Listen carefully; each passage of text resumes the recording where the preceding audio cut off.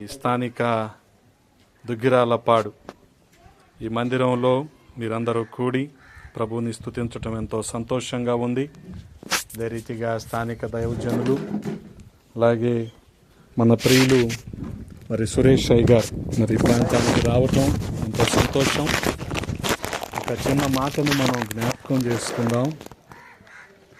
లూకా సువార్త 18వ అధ్యాయములో యేసుక్రీస్తు ప్రభువారు ఒక చిన్న ఉపమానాన్ని మనకి బోధిస్తూ ఉన్నారు. ఇది అవటానికి చాలా చిన్న ఉపమానమే కానీ ఇందులో ఉన్న గూఢార్థాన్ని మనం గ్రహించగలిగితే అది మన విశ్వాస జీవితానికి ఎంతో మంచిది. ఎందుకనంటే విశ్వాసికి దేవుని యందలి భక్తి ఎంత అవసరమో వ్యక్తిగత ప్రార్థన కూడా అంతే అవసరం. ఆ ప్రార్థన గురించిన ప్రాముఖ్యతను యేసుక్రీస్తు ప్రభువారు ఈ రీతిగా మనకి బోధిస్తూ ఉన్నారు. 18వ అధ్యాయము మొదటిలో రాయబడిన మాట ఏంటంటే, మీరు విసుగక ప్రార్థన చేయటానికి యేసుక్రీస్తు ప్రభువారు ఈ ఉపమానాన్ని బోధించారు. విసుగక ప్రార్థన చేయటం. ప్రార్థన చేయటం అంటేనే చాలామందికి కొంత కష్టంగానే ఉంటుంది. ఆ రీతిగా పాటలు పాడమంటే బాగానే ఉంటుంది, వాక్యం వినటం కూడా బాగానే ఉంటుంది. కానీ ప్రార్థన చేయటం అనేది మనుషులకు కాస్త కష్టంగా ఉంటుంది. అందుకనే గంట ప్రసంగం వినమంటే వింటారు, కానీ గంట ప్రార్థన చేయటం అంటే అది ఒక ప్రపంచ రికార్డు అయిపోద్ది. దాన్ని గిన్నిస్ రికార్డులో రాసుకోవచ్చు మనం. కానీ యేసుక్రీస్తు ప్రభువారు ఇక్కడ ప్రార్థన యొక్క ప్రాముఖ్యతనే మనకి బోధిస్తూ ఉన్నారు. విసుక్కోకుండా ప్రార్థన చేయటం ఎలాగా అంటే గమనించండి. ఆయన చెప్తున్న ఉపమానంలో అన్యాయస్తుడైన న్యాయాధిపతి ఒక అతను ఉన్నాడు. ఆయన దగ్గరికి విధవరాలు వెళ్ళి మాటి మాటికి నాకు న్యాయం తీర్చవా, నాకు న్యాయం తీర్చవా, నాకు న్యాయం తీర్చవా అని అడుగుతుందంట. ఆయన అన్యాయస్తుడే, పని చేయటానికి ఆలోచించేవాడే, న్యాయం తీర్చడానికి ఆలోచించేవాడే. కానీ ఈ అడిగే విధానాన్ని బట్టి ఎలా అడుగుతుందంట, మాటి మాటికి అడుగుతుందంట. మాటి మాటికి అడుగుతుంటే అవతల వ్యక్తికి విసుగొచ్చి ఏం చేస్తాడు, కనీసం ఏమో పనేదో చేసి పంపించేస్తే రెండోసారి నా దగ్గరికి రాదు కదా, ఈమెకి న్యాయం తీర్చి పంపించేస్తే మళ్ళీ నా దగ్గరికి రాదు కదా అని అతను అన్యాయస్తుడైనప్పటికీ ఆమె పనేదో చేసి ఆమెకు న్యాయం తీర్చి పంపించేస్తాడంట. మనం కూడా ప్రభువుని అడిగేటప్పుడు అలాగ అడగాలి. దీన్నే ఏమంటామంటే పట్టుదలతో కూడిన ప్రార్థన అంటాం. వాస్తవానికి మనకి ఉండే అపోహలు ఏంటంటే, మనకేం కావాలో ప్రభువుకి తెలీదా అనే మొండితనంలో మనం ఉంటాం. తెలుసు, కానీ మన విశ్వాసం ఏంటో ఆయన పరీక్షిస్తాడు. గమనించండి. ఆ విశ్వాసము బలపరచబడాలంటే ఆయన్ని మనం మాటి మాటికి అడగాలి. గమనించండి. అది చిన్న అవసరత, పెద్ద అవసరత, లేకపోతే చిన్న పనా పెద్ద పనా కాదు. మాటి మాటికి అడిగి ప్రభువు నుంచి మనం పొందుకోవాలి. ఎప్పుడైతే ప్రార్థనలో విసుక్కోకుండా మనం ప్రభువుని అడిగి పొందుకుంటామో మన విశ్వాసం బలపరచబడుతుంది. అదే రీతిగా ఈ ప్రార్థన వలన దేవునితో మన సహవాసం కూడా బలంగా ఉంటుంది. ఎప్పుడైతే దేవునితో మన సహవాసం బలంగా ఉంటుందో మనం భక్తిలో కూడా ఎదుగుతూ ఉంటాం. ఆత్మీయాభివృద్ధి అనేది మనలో కనపడతా ఉంటుంది. అందుకనే యేసుక్రీస్తు ప్రభువారు ఈ ఉపమానాన్ని బోధించారు. ఎందుకని మనం విసుక్కోకుండా ప్రార్థన చేస్తాము అని. గమనించండి. పిల్లల్లో కొంతమందికి కొంత పట్టుదల ఉంటుంది. వాళ్ళు అడిగింది పొందుకునేంత వరకు తల్లిదండ్రులని విసుగిస్తూనే ఉంటారు.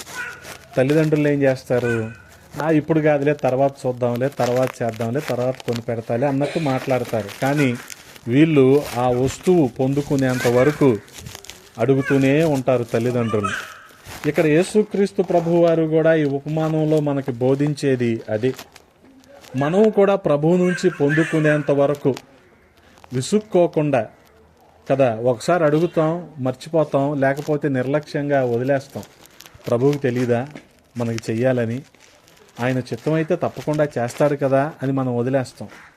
కానీ దేవుణ్ణి అడగటం మాత్రం ఈ విధవరాలు ఎలాగైతే అడిగింది, మాటి మాటికి అడిగిందంట.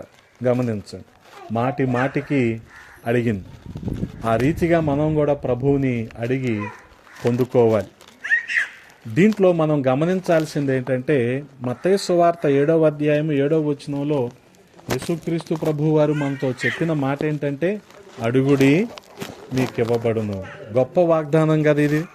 మనం అడిగితే ఆయన తప్పకుండా ఇస్తాడు. ఆయనకి తెలియదని కాదు, ఆయనకి గుర్తు లేదని కాదు. కానీ ఈ అడగటంలో దేవునితో మనకుండే సహవాసము బలపరచబడుతుంది. దేవునితో మనకి ఉండే అనుబంధము ఇంకా పెరుగుతూ ఉంటుంది. దీన్ని బట్టే ప్రభువుని మనం అడిగి పొందుకుంటూ ఉంటాం. అందుకనే గమనించండి, యోహాను సువార్త 14వ అధ్యాయము 14వ వచనంలో కూడా రాయబడిన మాట ఏంటంటే, నా నామమున మీరు ఏది అడిగినా సరే నేను మీకు ఇస్తాను అని ఇంకొక వాగ్దానం దేవుడు మనకిస్తున్నాడు. ఆయన నామంలో ఏం అడిగినా సరే మనం అనుకుంటాం, చిన్న చిన్నవి కూడా అడగాల అనుకుంటాం. ఇవన్నీ యాదృచ్ఛికంగా కాలానుగుణంగా మన జీవితాల్లో జరిగిపోతాయిగా, దీని గురించి అడగాల అనుకుంటూ ఉంటాం. గమనించండి, ముఖ్యంగా పిల్లల విషయంలో వాళ్ళు చదువుతున్నప్పుడు ఏమి అడగం మనం, కానీ చదువు పూర్తయ్యాక మాత్రం ఉద్యోగం కావాలని అడుగుతాం. చదివేటప్పుడు అడిగామా? అప్పుడు అడిగితే కాస్త మార్కులు వచ్చాయి, ఈ మార్కులను బట్టి మెరిట్లో ఉద్యోగం వచ్చేది. ఇప్పుడు ఎవరిని బతిమలాడుకోవాలి మనం? వీళ్ళకి వచ్చిందే అరాకొరా మార్కులు కదా, తర్వాత ఉద్యోగాలు రమ్మంటే ఎక్కడి నుంచి వస్తాయి? అందుకని అడగాలి. మనమేమనుకుంటాం, బడికి వెళ్తున్నాడుగా, చదువుతున్నాడుగా, జరిగిపోద్దులే అని మనం అనుకుంటా ఉంటాం. కానీ అడగాలి దేవుని. వాళ్ళు జ్ఞానంతో పెరగాలి అని దేవుని దగ్గర మనం ప్రతినిత్యం ప్రార్థన చేయాలి. అందుకనే గమనించండి, జ్ఞానం ఎప్పుడు వస్తుంది? ఎప్పుడు భయభక్తులు ఉంటే అప్పుడు జ్ఞానం వస్తుంది. యెహోవా యందలి భయభక్తులే జ్ఞానానికి మూలము అని జ్ఞాని అయిన సొలొమోను అంటాడు. ఎందుకని? ఆయన పొందుకున్నది ఎలాగా? ప్రభువుని అడిగి పొందుకున్నాడు జ్ఞానాన్ని. గమనించండి, మనమేమనుకుంటాం, పుస్తకాలు చదివితే వస్తుంది అనుకుంటాం. రాదు. గమనించండి, అందుకనే అడిగి పొందుకోవాలి. ప్రభువు మనకిచ్చిన వాగ్దానాలను మనం జ్ఞాపకం చేసుకోవాలి. ప్రభువుని అడిగేటప్పుడు విశ్వాసంతో అడగాలి. యథార్థంగా అవి పొందుకునేంత వరకు ఎదురు చూడాలి. ప్రభువు మనకిచ్చిన వాగ్దానాలు ఏంటి? అడుగుడి మీకు ఇవ్వబడు. మీరు నా నామంలో ఏది అడిగినా సరే అది నేను మీకు చేస్తాను. దేవుడు మనకిచ్చిన వాగ్దానాలు ఇవి. అందుకని అన్యాయస్తుడైన న్యాయాధిపతి దగ్గరికి వెళ్ళి ఆ విధవరాలు ఏం చేస్తుంది? నాకు న్యాయం తీర్చవా, న్యాయం తీర్చవా, న్యాయం తీర్చవా అని అడుగుతూనే ఉంది. ఆ రీతిగా యేసుక్రీస్తు ప్రభువారు ప్రార్థన యొక్క ప్రాముఖ్యతను నేర్పిస్తూ మరొక సంగతి కూడా మనకి జ్ఞాపకం చేస్తారు. అదేంటంటే, రాత్రి పొద్దుపోయింది, చీకటి పడిపోయింది, అందరూ కూడా నిద్రపోతున్నారు. ఎవరైనా మన స్నేహితుడు వచ్చి తలుపు కొట్టి, అయ్యా నాకు కొన్ని రొట్టెలు ఇవ్వు, ఇప్పుడే మా ఇంటికి ఎవరో అతిథులు వచ్చారు, వారికి ఇవ్వటానికి రొట్టెలు ఇవ్వు, మళ్ళీ ఇస్తాను అంటే ఏం చెప్తాము మనం? సాధారణంగా అన్నీ కడిగేసాము, అన్నీ సర్దేశాము, ఇప్పుడైతే ఎలాగా అని చెప్పాలి. కానీ అతను ఎలా అడుగుతున్నాడంట? మాటి మాటికి సిగ్గుమాలి అడుగుతున్నాడంట అతను. అప్పుడు మనకేమనిపిస్తుంది? ఇస్తే వెళ్ళిపోతాడు కదా అనిపిస్తుంది. గమనించండి, ఇప్పుడు మనం ప్రార్థన చేసేటప్పుడు ఎలా ప్రార్థన చేయాలి? విధవరాలు మనకు నేర్పిస్తున్న ప్రార్థన ఏంటి? మాటి మాటికి అడిగి పొందుకునే ప్రార్థన. ఇక్కడ ఈ వ్యక్తి మనకేం నేర్పిస్తున్నాడు? సిగ్గుమాలి అడుగుతున్నాడంట కదా. ఇప్పుడు చాలా చోట్ల బస్ స్టాండుల్లో, రైల్వే స్టేషన్లో యాచకులు, భిక్షకులు అడిగేవారు ఎలా అడుగుతారు? పాపం వాళ్ళ వయసుని, వాళ్ళ ఇదిని పక్కన పెట్టి కూడా, అంటే సిగ్గు విడిచి అడుగుతారు. అయ్యా అన్నానికి లేదు, లేకపోతే ఛార్జీలకి లేవు, లేకపోతే అది లేదు ఇది లేదు అని అడుగుతారు. ప్రభువుని అడిగేటప్పుడు కూడా మనము అలాగే అడగాలి. అందుకనే గమనించండి, ప్రభువారే మరొక చోట ఏం మాట్లాడతారంటే, తండ్రిని అడిగినప్పుడు మరి అదే రొట్టెని అడిగితే రాయిని, లేకపోతే గుడ్డు అడిగితే తేలుని, చేప అడిగితే పాముని ఇస్తాడా తండ్రి కదా. పిల్లలకి ఏమి ఇవ్వాలనుకుంటాడు? శ్రేష్టమైనదే ఇవ్వాలనుకుంటాడు కదా. అలాగే మనం కూడా దేవాది దేవుడిని అడిగినప్పుడు, యేసుక్రీస్తు ప్రభు వారిని అడిగినప్పుడు ఆయన సర్వ సమృద్ధిలో నుంచి మనకి ఇవ్వటానికి ఆయన ఇష్టపడుతున్నాడు. కాబట్టి మనం నేర్చుకోవాల్సింది ఏంటి? ఆయనని అడగటం, అడిగి పొందుకోవటం. ఎలా అడగాలి? ప్రార్థన ద్వారా ఆయనను అడగాలి. గమనించాలి. అటువంటి ప్రార్థన మనం చెయ్యాలి. వాస్తవానికి ప్రార్థన చేసేటప్పుడు మనం కూడా ఏం ఆలోచిస్తామంటే, జనాలందరూ వింటున్నారా లేదా ఈ ప్రార్థన అన్నట్టు ఆలోచిస్తాం. కానీ ప్రార్థన చేసేటప్పుడు ఎలా చేయాలని ప్రభువు మనకు బోధిస్తున్నాడు. మత్తయి సువార్త 6వ అధ్యాయంలో రహస్యంగా చేయమంటున్నాడు. అర్థమవుతుందా? రహస్యంగా చేసినప్పుడు రహస్యమందున్న మన తండ్రికి వినపడుద్ది. అర్థమైందా? మనం ఎవరికి వినపడాలని ప్రార్థన చేస్తున్నామో వాళ్ళకి వినపడుద్ది. ఇది మర్చిపోవద్దు మీరు. మందిరంలో జనాలు చూడాలని ప్రార్థన చేస్తున్నామా? చూడాలంటే జనాలకి వినపడుద్ది. ఇది పరలోకంలో ఉన్న తండ్రి విని మనకు జవాబు ఇవ్వాలని చూసుకుంటున్నామా? అప్పుడు ఆయనకి వినపడుద్ది. అందుకనే మంచి రహస్యమైన ప్రార్థన గమనించండి. అటువంటి ప్రార్థన మనం చెయ్యాలి. మన అవసరతలు మనుషులతో కాదు కానీ దేవునితో మనం చెప్పుకోవాలి. అప్పుడు దేవుడు సమృద్ధిలోనికి మనల్ని నడిపిస్తాడు. నేను కూడా చిన్నప్పుడు ఈ వయసులో ఉండేటప్పుడు స్కూల్కి వెళ్ళినప్పుడు స్కూలు బోర్డు పేరుండేది. స్కూల్ పేరు విద్యా కాన్వెంట్ అని. దాని కింద మా హెడ్ మాస్టర్ పేరుండేది, ప్రిన్సిపల్ గారి పేరు శాస్త్రి బిఏ బిఈడి అని. ఆ బోర్డు చూసి నేనేమనుకున్నానంటే బిఏ బిఈడి అయితే చాలు అనుకున్నాను జీవితంలో. అందుకనే 2వ తరగతిలో మా నాన్నగారు, నేను 2nd క్లాస్లో ఉన్నప్పుడు మా నాన్నగారు కొత్త బైబిల్ కొనిపెట్టారు నాకు. అది అలాగా రెడ్ ఎడ్జ్ బైబిల్ ఒకటి కొనిపెట్టారు. ఆ బైబిల్ మీద నా పేరు రాసుకొని కింద బిఏ బిఈడి అని రాశా. గమనించండి. నా జీవితాశయం ఏంటంటే టీచర్ అవ్వాలి అని. కానీ టీచర్తో ఆపలేదు దేవుడు.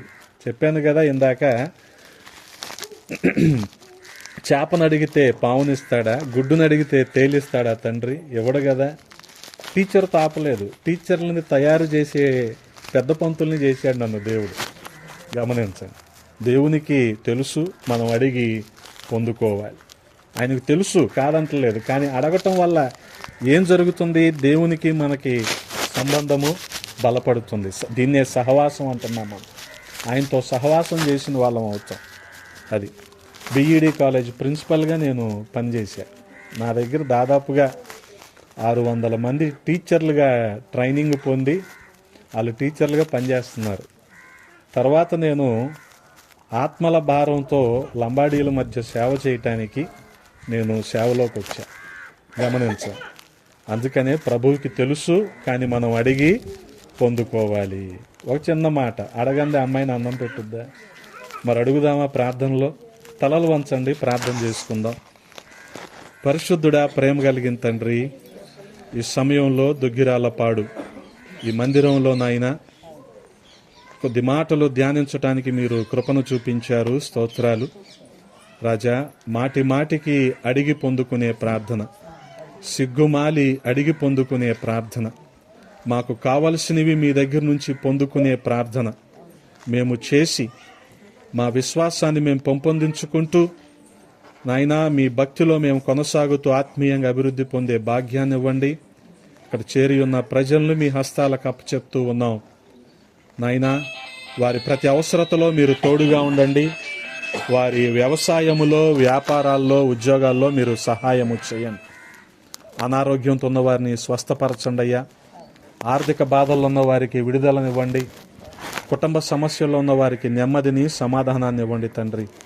చిన్న బిడ్డలు అనేక మంది ఉన్నారు, వారిని మీ హస్తాలకు అప్పచెప్తూ ఉన్నాం. జ్ఞానాన్ని, జ్ఞాపక శక్తిని ఇవ్వండి. బిడ్డలందరినీ ప్రయోజకులుగా చేయండి అయ్యా. యవనస్తులు మా మధ్యలో ఉన్నారు, వారికి నాయన ఉన్నతమైన విద్యను, ఉద్యోగ ప్రయత్నాల్లో నాయన సహాయం చేయమని బతిమాలుకుంటూ ఉన్నాం. స్థానిక సంఘ కాపరి సాల్మన్ రాజు గారిని బట్టి స్తోత్రాలు. వారి పరిచర్యను దీవించండి, వారికి దీర్ఘాయును దయచేయండి తండ్రి. అలాగే దైవజనులు సురేష్ గారిని మా మధ్యలోనికి నడిపించారు. వారి పరిచర్యను మీరు దీవించి ఆశీర్వదించండి నాయన. ఈ క్రిస్మస్ రోజుల్లో ప్రతి ఒక్కరము కూడా మిమ్మల్ని ఆరాధిస్తూ సంతోషముగా మీ సన్నిధిలో ఉండటానికి సహాయము చేయండి. ఇదే విశ్వాసము, నిరీక్షణతో నాయన నూతన సంవత్సరంలో అడుగు పెట్టడానికి, అనేకమైన దీవెనలతో, మేళ్లతో నింపబడటానికి సహాయము చేయండి. ప్రతి కుటుంబాన్ని మీ దీవెనలతో నింపమని యేసయ్య నామంలో అడిగి వేడుకుంటున్నాము తండ్రి. ఆమేన్. మీ అందరికీ వందనాలు. దేవుడు మిమ్మల్ని దీవించునుగాక. ఆమేన్. మంచిది. మరి చక్కని వాక్యం అందించినటువంటి సహోదరులకు ప్రత్యేక వందనాలు.